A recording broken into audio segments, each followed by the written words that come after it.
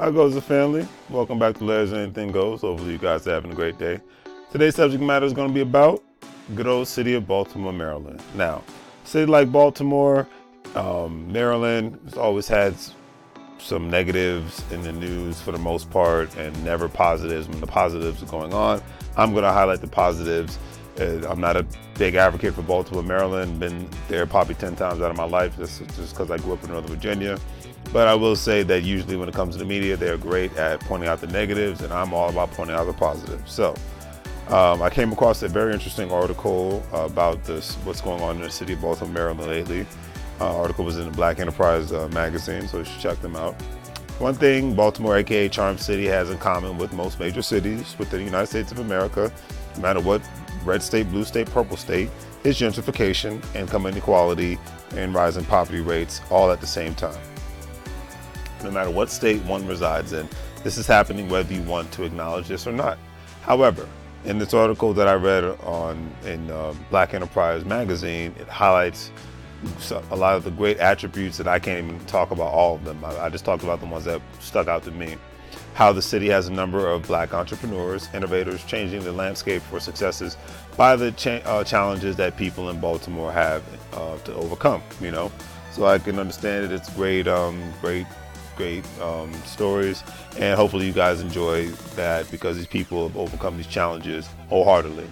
And the first story starts with Joy Bramble and her husband Peter Bramble.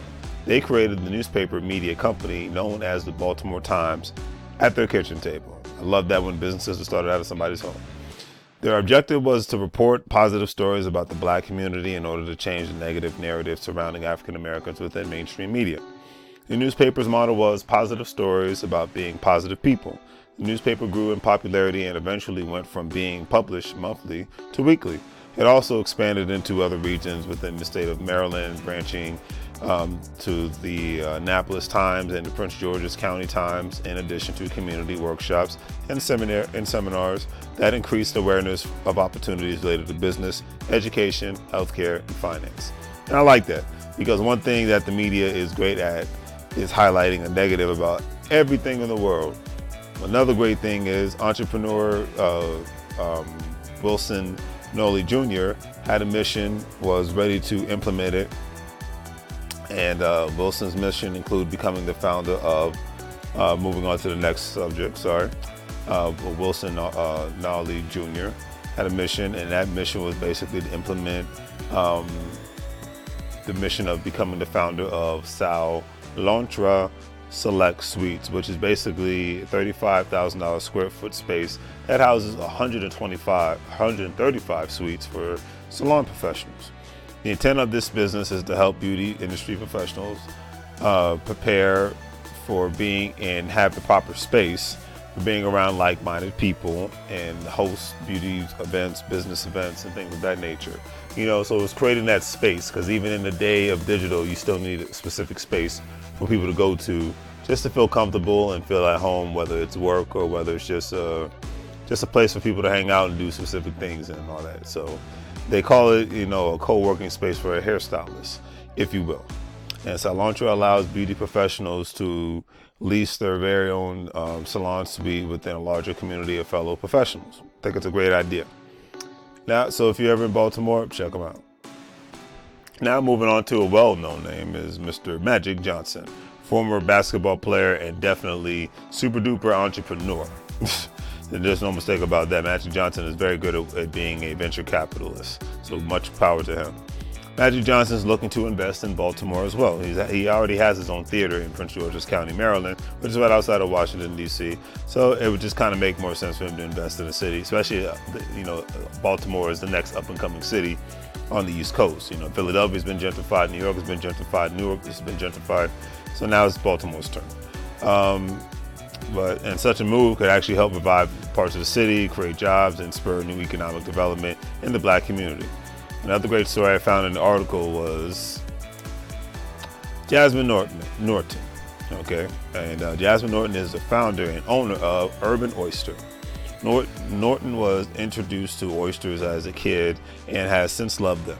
But as an adult, she found it difficult to get her friends to join her local oyster bars that she liked to venture in Baltimore. And it makes sense, you know, Baltimore is a seaport city. A lot of I've had great seafood in Baltimore before, so fresh out of the ocean, you can't beat it. And that since her friends, they were turned off by the slimy appearance of the oyster delicacy, this actually sparked an idea for her to create the concept that would attract and appeal to those like her, or like her friends. Norton used her natural talent for cooking and her love for food to create recipes that merge oysters with classic foods since launching her business in 2016. She has been featured vendor at farmers markets throughout the country, food halls, pop-up events, festivals, and now she is preparing to open up her own restaurant. Gotta love it. You know, so much power to you, young lady, and I wish you great success in your future endeavors if you see this video. Keep up the good work. You inspire us all, Jasmine Norton. Now, last but not least, I actually get through this video faster than I thought I would. Last but definitely not least, let's talk about Mr. Kenney Minor, who just so happens to own a juice bar in Baltimore, Maryland. And it just makes sense with Mr. Minor, my bad, Mr. Kenney Minor, that's his name, not Minor, Minor. Mr. Minor opening up a juice bar because, you know, your health is your wealth nowadays, and people are living longer, but you got to make it up to you, that choice if your time on this earth is going to be a more healthier lifestyle or it's going to be a more unhealthier lifestyle. The choice is yours. And more people are making that investment to ensure that they are eating the right foods and getting plenty of exercise. With that being said, because there are more people becoming more health conscious, which is motivating more entrepreneurs to create businesses that appeal to the health conscious minded community. Makes sense. Mr. Minor stated that his uncle unfortunately died in 2016 of a sudden heart attack. I can understand that. One of my favorite uncles passed away years ago of a heart attack, and he was actually driving on the highway when it happened, so I can understand that. The situation actually motivated him to take better care of himself, eat better, get into shape, and open his juice bar, open to inspire and change the mindset of others, especially young African Americans within the inner cities. So I can understand that. You know, certain life events actually occur. Things can motivate us all at the same time when these events occur. I've had multiple life events occur to make me want to become an entrepreneur. Just being able to be my own boss and take control of my life, and having dreams and aspirations, but having a job has actually stalemated those dreams and aspirations. So I can definitely understand that. You know, life-changing events can change your perspective on multiple things. So, but back to the man's name of his juice bar. The name is Extract Juice Bar. So XTRACT Juice Bar. Extract Juice Bar came from what is actually happens in the process of, and I didn't know this, when your juicing machine extracts juice from fruits and vegetables, which is then placed into your body to extract all the toxins and unwanted waste. So like I said, I actually learned something new reading this article. That's why I like reading specific things like this, because you can learn new stuff all at the same time. So when it comes to Baltimore, Maryland, yes, the city has its problems like other cities, and people who live there are looking to live there, or people who are looking to actually live there. Please continue to display and implement your positive and entrepreneurial and community support mindsets. Because you need more people in cities like that who are bringing more positive vibes into the city, and all the negative ones who are there to get out, and the negative ones who want to go there to not come at all. Now, obviously, with all these stories, it's easier said than done, like anything else in life, but with the right mindset, with the right hard work, with the right opportunities and the determination, you know, you put that same determination you put into getting a job and getting a college degree, put it into owning a business. You know, reading stories like this, anything is possible. And reading stories like this motivate me on a regular basis, because when I want to give up, I need to hear stuff like this. So it's not even just about what you do, but it's about what you think, and it's about what you consume. I like to consume positive energy in stories like this. So to you guys, thank you for inspiring me, and hopefully you inspire other entrepreneurs out there. Keep up the good work, and always remember, you can't get fired if you own the company. Take care.